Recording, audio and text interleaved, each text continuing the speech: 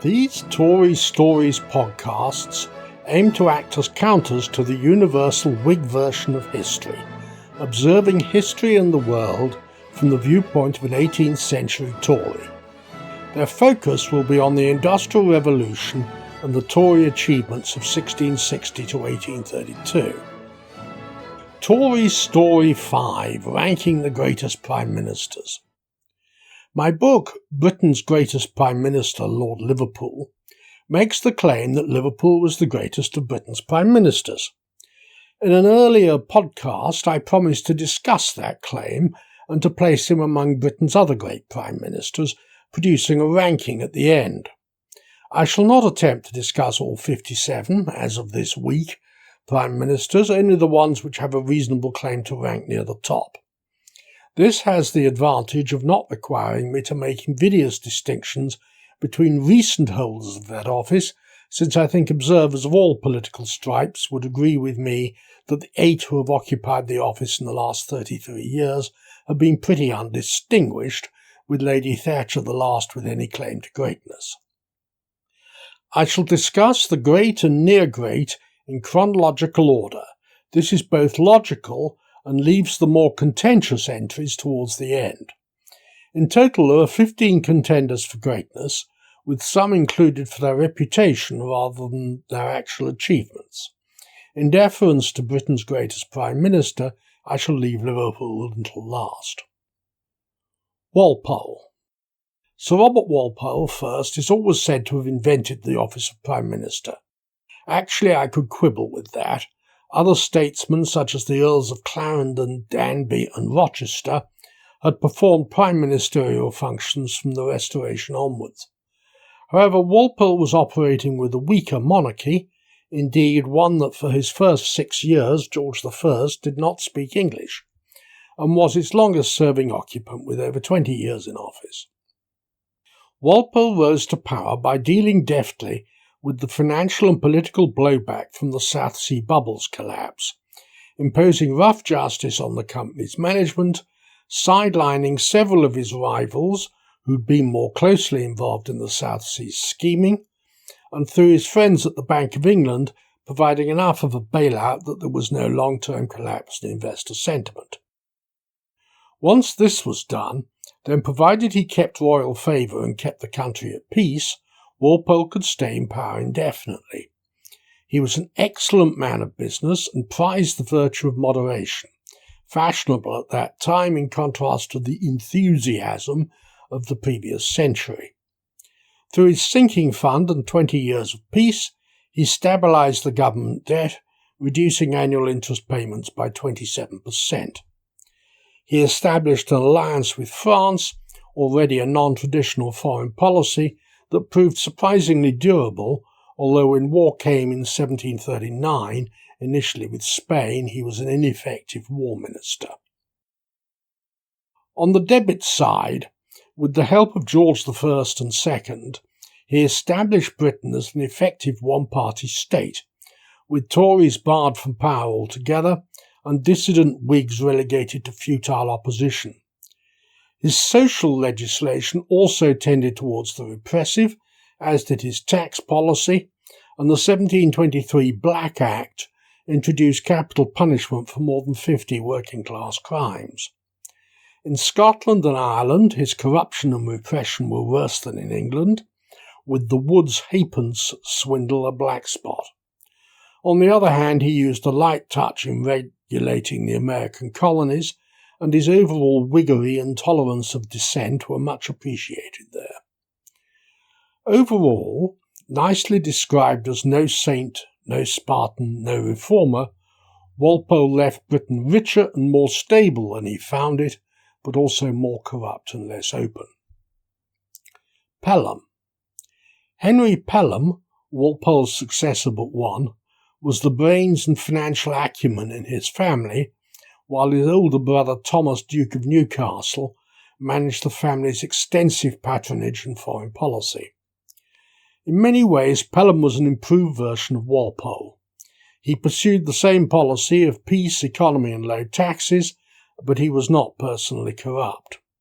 He was a less outgoing personality than Walpole, and not an especially good parliamentary speaker, but like Walpole was a superb administrator and excellent with finance.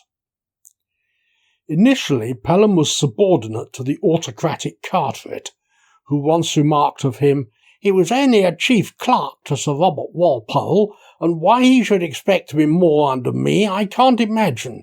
He did his drudgery, and he shall do mine."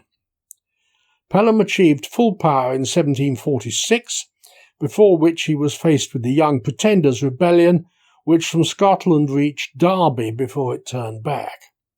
Pelham's solution was to recall the king's youngest son, the Duke of Cumberland, and the British force from Flanders. Cumberland finally defeated the Pretender at Culloden in April 1746, but then understood a policy of suppressing the Highland clans over Pelham's opposition. Pelham established the Whigs with a huge Commons majority at the 1747 election, a position repeated in that of 1754 just after his death. He also ended the War of the Austrian Succession, reduced public spending sharply, modernised the calendar, and reduced the interest on the national debt, with the help of the financier Sampson Gideon, converting it in 1751 into the famous consols, paying 3.5% till 1757, 3% thereafter. Overall, Pelham was a quiet but very good Walpolean Prime Minister. Chatham. William Pitt the Elder, 1st Earl of Chatham, has one claim to prime ministerial greatness. He came up with the strategy that won the 7 Years' War, added immense territory to the British Empire, and made Britain for the first time the leading international power. No other prime minister, not his son, not Churchill, not Liverpool, not Pitt, can make such a claim. However, he was uninterested in domestic or economic policy, and in his later years dangerously encouraged the worst elements in the American colonies, justifying their disruption with radical and inflammatory rhetoric. His second prime ministerial term was cut short by illness, but was very undistinguished. The Duke of Grafton, who took over from him, was a considerable improvement. Overall, he was a flawed genius who deserves to rank above the many mediocrities, but not right at the top. Pitt. To 19th century observers, William Pitt the Younger was the greatest prime minister. His supremacy continued to be acknowledged until the World War II generation. Only more recently have mild doubts arisen. Pitt's term in office breaks naturally into two halves, with the outbreak of war in 1793 separating them. In the first half he was a reforming prime minister who broke new ground in several important ways. He was the first prime minister to implement fully the ideas of economical reform propagated by the Whigs of the early 1780s. He eliminated many sinecures and, more important, set standards of public service selection and promotion by merit that were to become important during the difficult war years and thereafter. Pitt was also the first Prime Minister to implement Adam Smith's principles of free trade and low transparent taxation. Lower tariffs combined with a decline in smuggling to produce a substantial increase in public revenue. Contemporaries were also impressed by Pitt's 1786 establishment of the sinking fund on a solider base than that of Walpole. Modern commentators scoff at this, but the sinking fund maintained Britain's credit rating and its ability to raise money during the late 1790s, when national insolvency could easily have occurred. Among Pitt's more important reforms were those in the public service, including the Army, the Ordnance and the Navy. Bills were paid on time, cash management techniques were implemented, and the Navy was brought up to a higher state of efficiency than ever before, essential during the first decade of war. Pitt is often thought to have been almost alone in the early years of his government, with only aristocratic and idle Whigs for support. However, Granville Lucian Gore, 2nd Earl Gower, was a Tory voice of immense experience until 1794, having been in cabinets on and off since 1757, and overseeing the development of Britain's canal network in the 1760s. Then Charles Jenkinson joined in 1786, reaching the cabinet in 1791, and gradually the government became both more Tory and more efficient, William Grenville and the Tory Robert Dundas joining the cabinet after 1790, and Portland, Spencer and Burke joining with Conservative Whigs in 1794 as Gower retired. Pitt was not an effective war minister. His financial management was poor, attempting to raise too much of the war needs through borrowing, incurring a deficit of 16% of GDP in 1797 and raising the money through an untested merchant bank, Boyd Benfield, that went bankrupt. Even his invention of the income tax in 1798 failed to solve the problem. It was only after Addington invented income tax withholding in 1803 that income tax yields rose to their proper level and budget deficits declined. Pitt's military strategy was also ineffectual, assembling repeated coalitions of Europe's major powers, thereby attempting to win the war in one campaign. With France possessing better generals and generally better military organisation, campaigns against it confined to a single year universally brought defeat. Pitt's second ministry was notably fractious and unsuccessful. Indeed, since he lost the support of Sidmouth, former Addington, in July 1805, he would almost certainly have suffered defeat had he survived to meet the House of Commons for the 1806 session. His fine reputation, therefore, rests on the first half of his first ministry. I believe he was better than Lloyd George or Gladstone, but not as good a war minister as Churchill, nor as good a minister overall as Liverpool. Peel. Sir Robert Peel was the son of a very rich textile entrepreneur and Tory MP, an extremely intelligent man who was told so too often in his early years. He was a successful Home Secretary, but his man-management skills were non-existent, as first became apparent with his failure to hold together the large Commons majority that Liverpool had left his successors. Peel's first period as Prime Minister in 1834-35 produced the Tamworth Manifesto, abandoning the beliefs of much of his party's base. His second government of 1841-46 also showed a disdain for mainstream Tories and a liking for reformers who were later to join the Liberals. Peel's 1842 restoration of the income tax gave the state a solid fiscal basis, which he used for ever more aggressive moves towards mostly unilateral free trade. Peel's free trade moves culminated in the 1846 repeal of the Corn Laws, which split his party and ended his government. In the very long term, repeal and unilateral free trade doomed British agriculture once American competition became effective in the 1870s, and ended British industrial supremacy as competitors built up their industries behind high tariff walls. Peel and his Whig successors grossly mishandled the Irish potato famine, pursuing the irrelevant remedy of Corn Law abolition while failing to implement short-term relief measures that had been second nature in the British famines of the 1790s. As a Prime Minister, Peel was at best average. Palmerston. Palmerston had gained a good grasp of economics at Edinburgh University. He was an admirable Secretary at War for 19 years from 1809. Regrettably, he resigned from Wellington's cabinet with the other Canningites in 1828, then negotiated successfully with the Whigs, who lacked ministerial experience, becoming Foreign Secretary in 1830, remaining so in Whig governments for 22 years. Palmerston's foreign policy was an extension of Canning's, opposed to the continental autocracies, generally supportive of revolutions, whether or not they had genuine popular backing, and bombastic and prickly when it came to British interests. Overall, he was a less successful upholder of British power and prestige than would be Salisbury in more difficult circumstances 40 years later. After 2 years as Home Secretary, Palmerston succeeded to the premiership with a mandate to win the Crimean War, for which he'd agitated. This he did successfully, beginning a decade in power in which he was the country's most popular statesman, while blocking further attempts at parliamentary reform or indeed reform in general.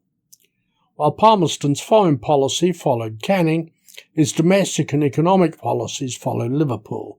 Consequently, his Whig followers, notably Gladstone, were discontented, but the country thoroughly approved. Palmerston was a much-loved Prime Minister in easy times, but, being in the wrong party, did little to solve Britain's structural problems. Disraeli.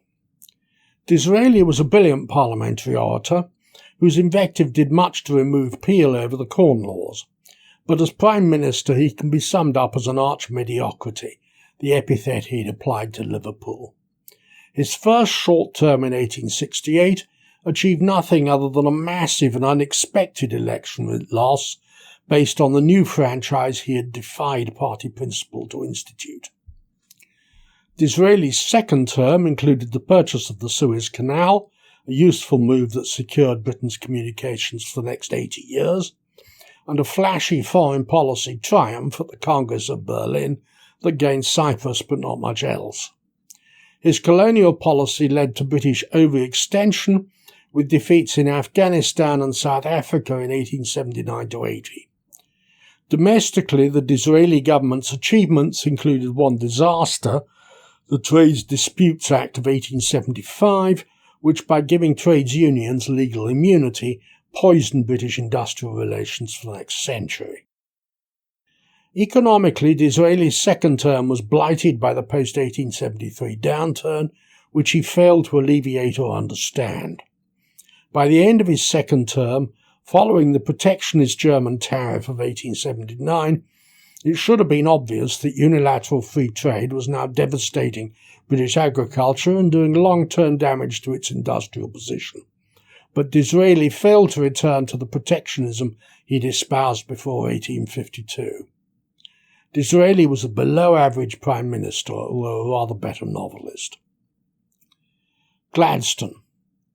Gladstone was the son of a major slave owner who bought more slave properties at discounts when compensation for slave owners was proposed in 1824, and received £106,769 compensation from the Slave Compensation Commission, the largest sum paid out by the Commission. Gladstone served as Prime Minister for more than 12 years, over a period of nearly 26 years, reinventing himself several times, moving from right-wing Tory to radical Liberal. As Chancellor of the Exchequer, Gladstone was much admired, but his reputation is overblown. By the time he took over, the economy was expanding rapidly, and the debt-to-GDP ratio was far below its level earlier in the century. Gladstone was a firm believer in free trade. His sponsorship of the Cobden-Chevalier Treaty of 1860 marked that doctrine's apogee. The US moral tariff of 1862 made Britain's free trade strictly unilateral. Gladstone's first ministry of 1868–74 was his best, passing major reforms such as the 1870 Education Act, the abolition of Army Commission purchase, and the Ballot Act establishing a secret ballot. He also interested himself in Ireland, disestablishing the Church of Ireland and passing a moderate Land Act. In foreign policy he was pacific, which left Britain as a powerless spectator during the Franco-Prussian War. In 1880, Gladstone conducted the first popular election campaign and won a substantial majority.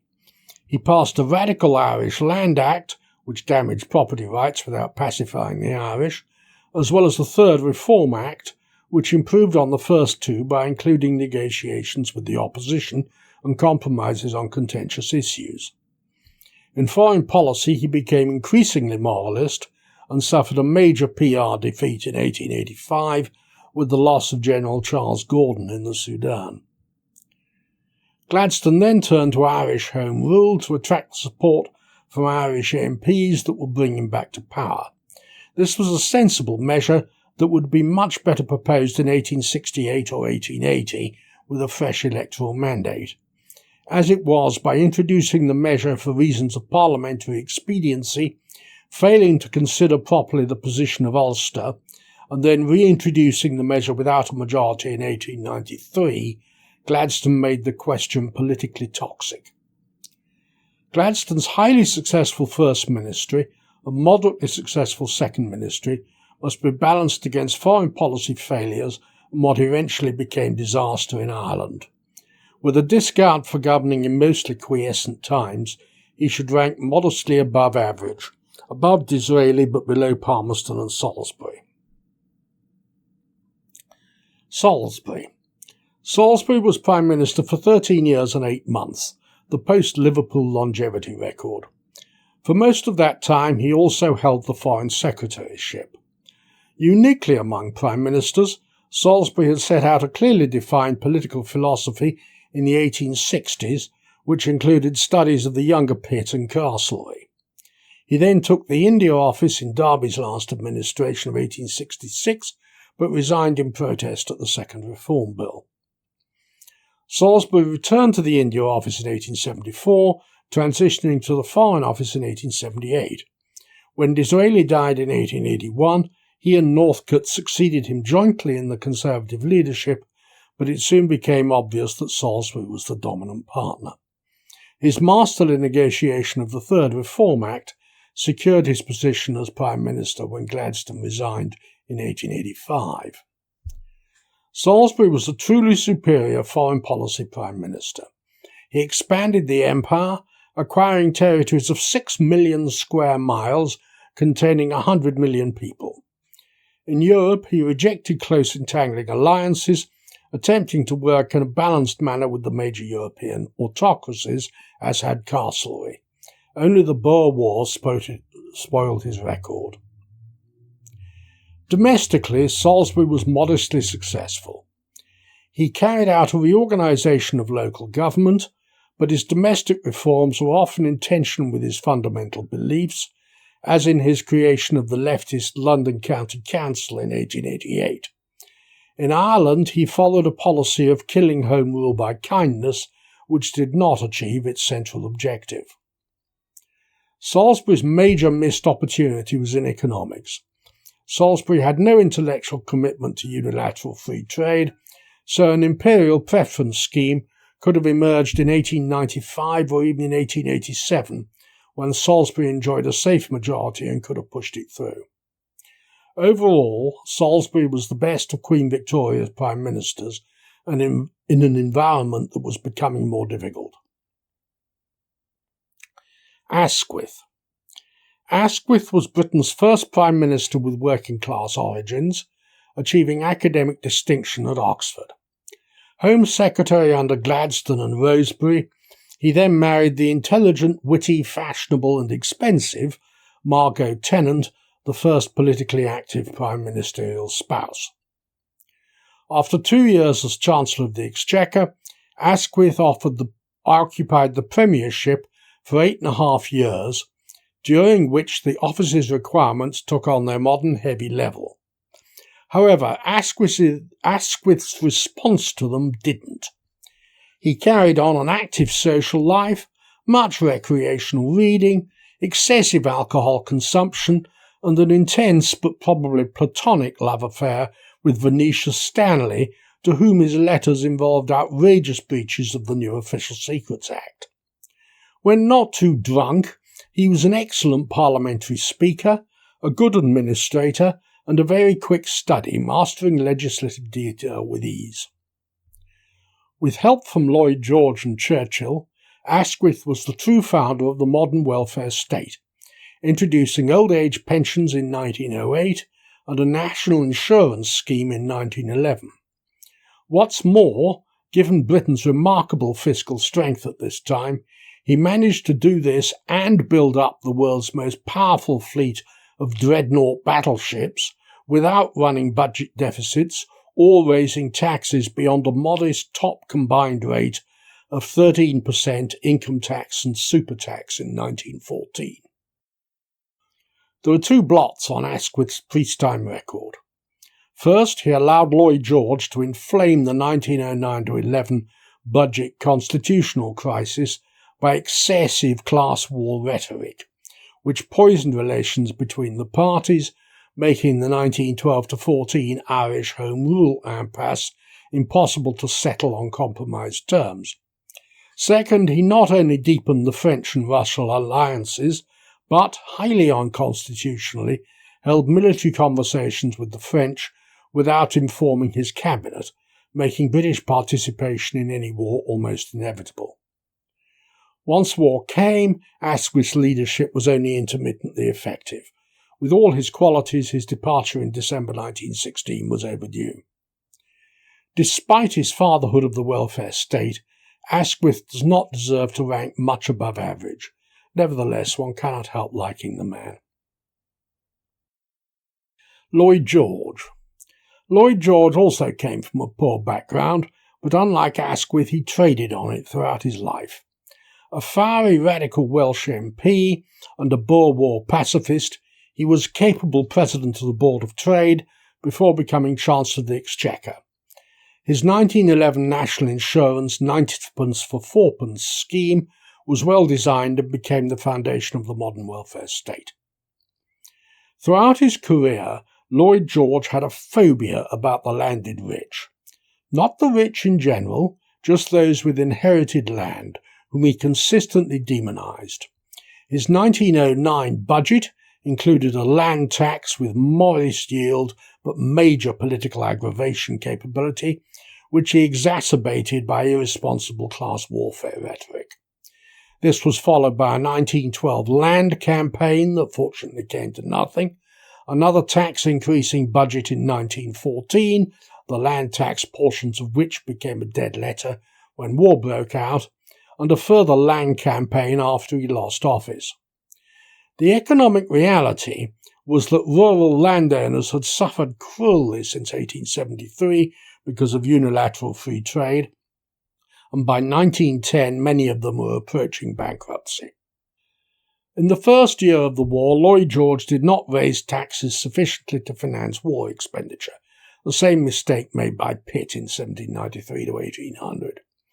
He was energetic and notably successful as Minister of Munitions and Secretary of State for War, bringing in outside businessmen to overcome ossified bureaucracies, albeit with significant corruption. During this period, he became a believer in war socialism. With press support, he then ousted Asquith. As Prime Minister, Lloyd George continued energetic but solved few of the problems that bedeviled Britain's war effort.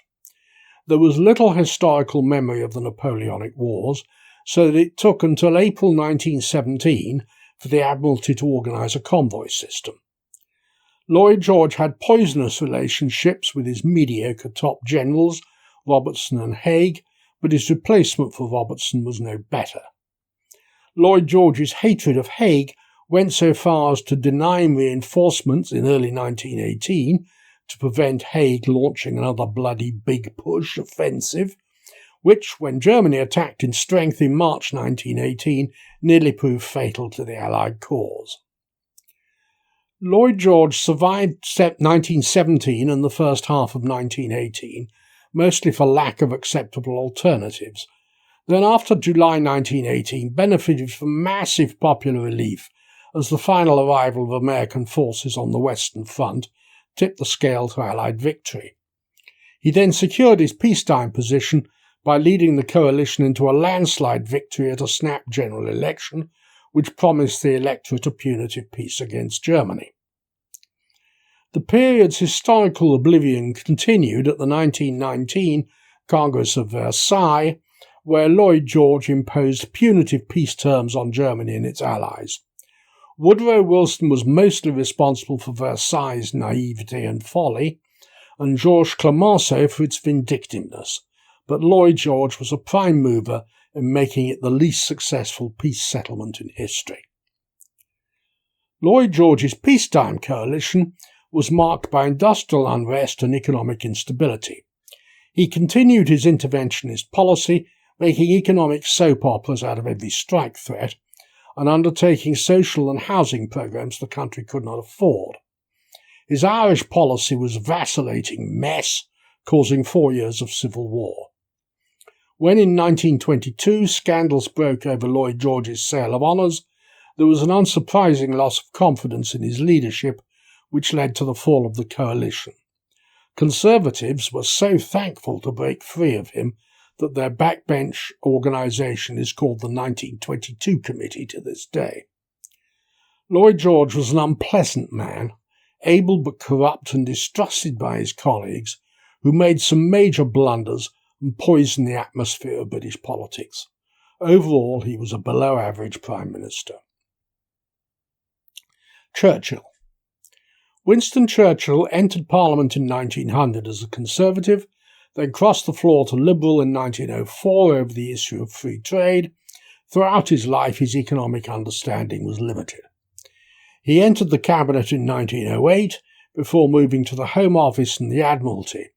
At the Admiralty, he built up the Navy aggressively and negotiated the purchase of a majority stake in the Anglo-Persian Oil Company, thus ensuring oil supplies to the Navy. He also founded Room 40, the seed of the government's code-breaking operations in World Wars I and II, and since now GCHQ. Then, after war began, he promoted the idea of the 1915 Dardanelles campaign, generally felt now to have been strategically sound but poorly executed. He was also instrumental in developing the tank. Churchill was brought back into the cabinet by Lloyd George, first as Minister for Munitions and then as Secretary of State for War, where he favoured an aggressive campaign against the Russian Bolshevik government. When the coalition fell, he fought the 1923 election as a Liberal on a free trade platform, then transitioned to the Conservatives, being rewarded by Baldwin with the office of Chancellor of the Exchequer. As Chancellor, he put Britain back on the gold standard with an overvalued pound. The overvaluation could have been avoided by passing the imperial preference tariff against which he campaigned in 1923. As Chancellor, Churchill also opposed defence spending as energetically as he supported it 15 years earlier or a decade later.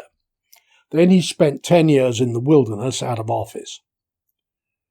Churchill's inclusion in the government in September 1939 was inevitable, and his ascension to the top office in May 1940 nearly so, despite his responsibility for the bungled Norway campaign. Churchill's ability to inspire the House of Commons and the British people was a vital contribution over the next 18 months. His personality and oratory also appealed to many Americans. They were essential in convincing Franklin Roosevelt that Britain was a true ally and worth helping. Once America entered the war, Churchill's inspirational contribution was less, and he came close to losing office after the defeats of early 1942. Churchill was no great military strategist. He favoured the kind of sideshow diversions from the main war effort that Pitt and Dundas had favoured in the 1790s. However, in one respect, Churchill's instincts were sound in deterring the United States from a direct invasion of the European mainland until 1944. Churchill's relationships with his military commanders were generally good. On the other hand, his personnel selections were sometimes flawed, notably in over-promoting the King's cousin, Lord Louis Mountbatten. His economic management during World War II was minimal. He simply allowed Clement Attlee, Keynes and the civil servants to build the big government command economy that they wanted. However, there is one major blot on his record, his selection of Keynes as the British representative at the Bretton Woods talks in July 1944, which resulted in the loss of imperial preference and 34 years of post-war exchange controls. Churchill was surprised to lose the 1945 election, but since he'd allowed Labour propagandists throughout the war to demonise the economically successful 1930s, a short election campaign in which he referred to them as the Gestapo did not work. Then he played an admirable role with his Iron Curtain speech of March 1946 to awaken President Truman and the West to the continuing dangers of Stalin's Soviet Union. By the time the Conservatives finally won re-election in October 1951, Churchill was almost 77. In his second term in office, he played a successful role in foreign policy, but once again economics was his weakness. He began badly by appointing the consensus-minded R.A. Butler to the Exchequer instead of the ex-City banker Oliver Littleton, thus ensuring that socialist controls and taxes would be largely left in place. His biggest single mistake came in January 1952 when the Treasury, the Bank of England and, surprisingly, Butler proposed Operation Robot, by which the pound would have been floated and exchange control abandoned. This would have allowed the British economy to grow without the painful stop-start of incessant sterling crises. Backed by his two most economically left-wing ministers, Anthony Eden and Harold Macmillan, Churchill vetoed the scheme, a huge opportunity missed. Rationing was ended in 1954, but taxes came down only marginally. Part of the problem was Churchill's excessive deference to the trades unions, which began the process of stagflationary labour relations surrenders that continued until Margaret Thatcher's term in office. Even with a large boost for 18 crucial months of inspiring war leadership, Churchill does not rank at the top of the list, as I shall discuss below. Attlee. The Attlee family were richer than the Churchills, and the Attlees had much less expensive lifestyles. Thus, after Oxford, Attlee was well able to fund his East End social work and the early years of his political career while enjoying the occasional comfortable continental vacation.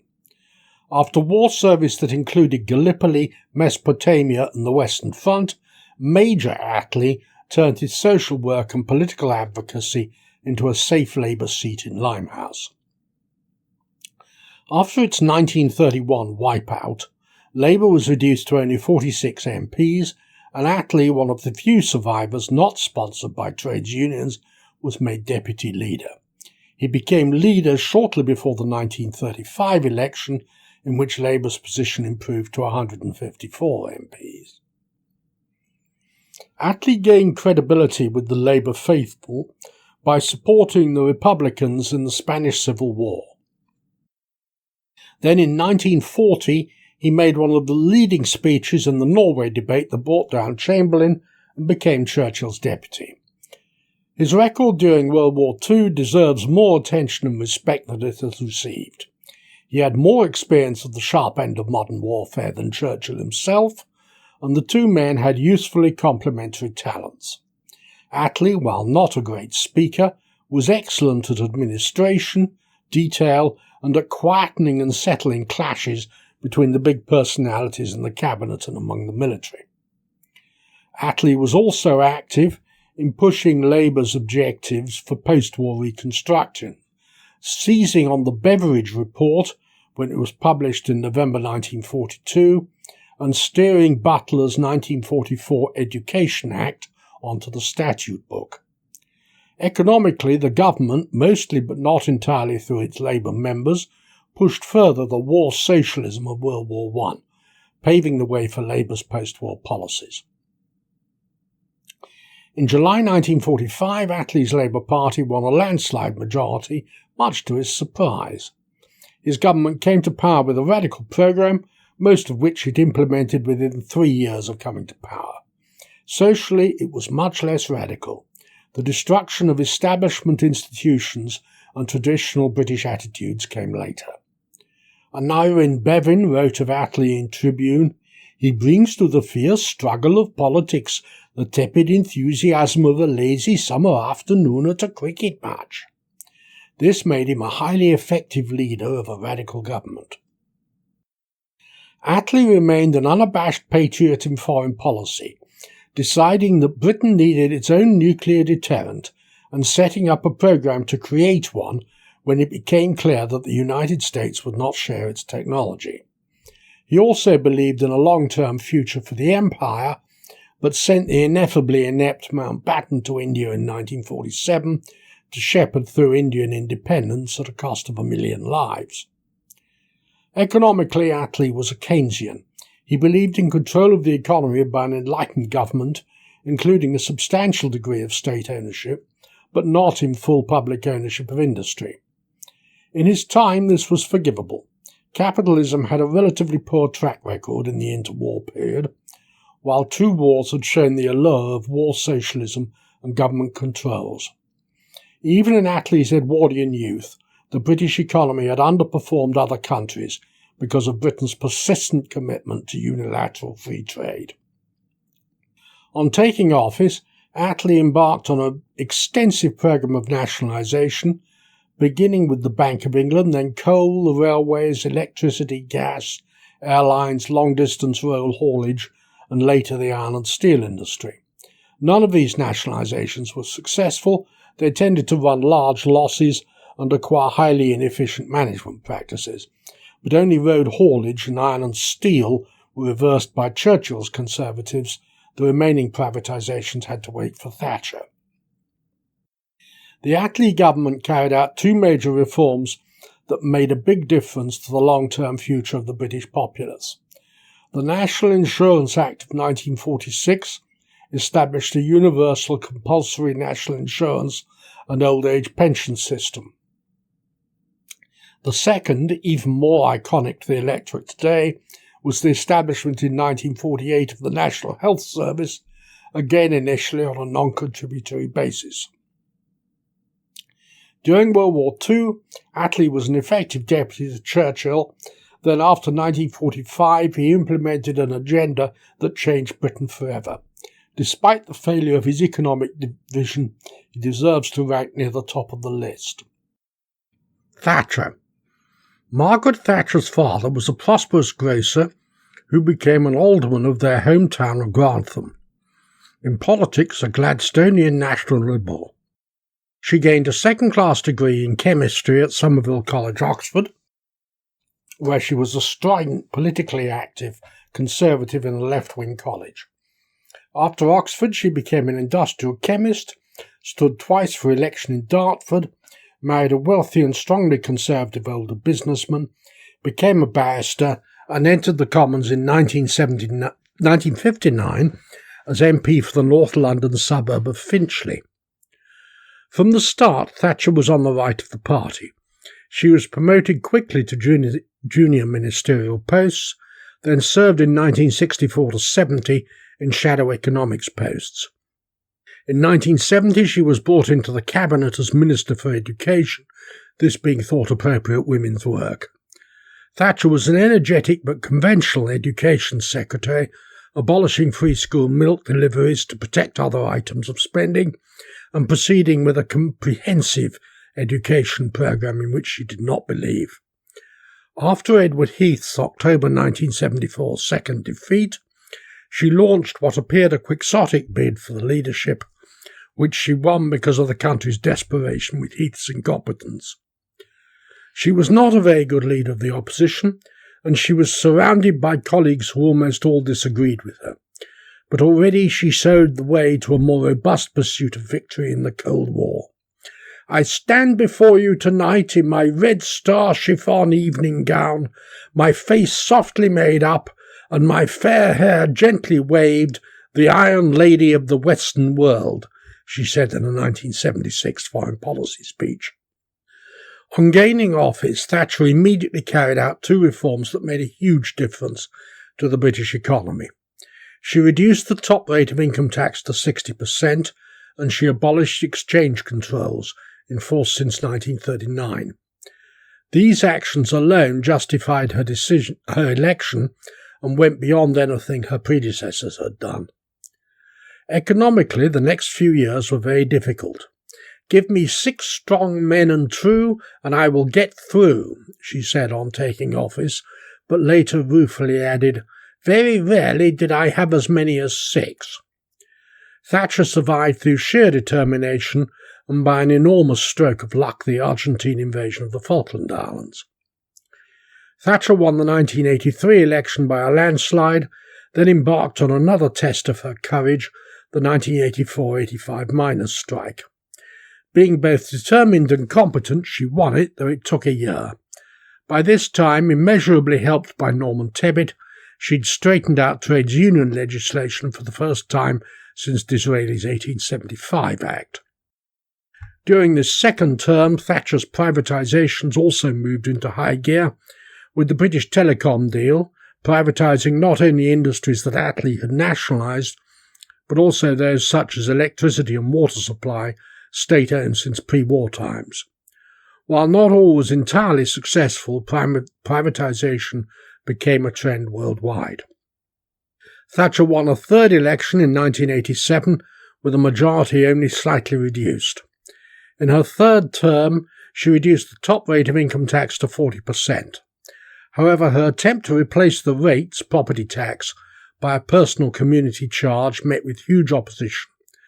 Nevertheless, by the time of her ouster, the British economy had enjoyed several years of rapid growth, with a new focus on services, while both the public sector and the budget deficit had been substantially shrunk and inflation had been conquered. Furthermore, this period saw the fall of the Berlin Wall. Her last days in office were spent at a Paris conference ending the Cold War and signing the largest disarmament agreement since World War II. There were inevitably mistakes. Three stand out. First, her settlement of the Rhodesia-Zimbabwe question handed the country over to Marxist guerrillas led by Robert Mugabe, with massacres and expropriation following. Second, her financial services legislation eliminated the traditional London merchant banks and produced a London financial system dominated by foreign-owned trading juggernauts with many scandals and little innovation. Third, Europe. Thatcher's Bruges speech of 1988 awakened her supporters to the danger of a unified European superstate, but it came both too late and too early. Too late for her to have time to devise an alternative plan for Britain's future, and too early for her colleagues to wake up to the dangers which took another generation. As a result, her last years were clouded by leadership challenges. Thatcher's contribution to Cold War victory and her economic achievements were beyond anything Churchill managed. Even with her mistakes, she should rank near the top of this list. Liverpool. I have dealt with Liverpool's achievements at length in Tory Stories Podcast 1.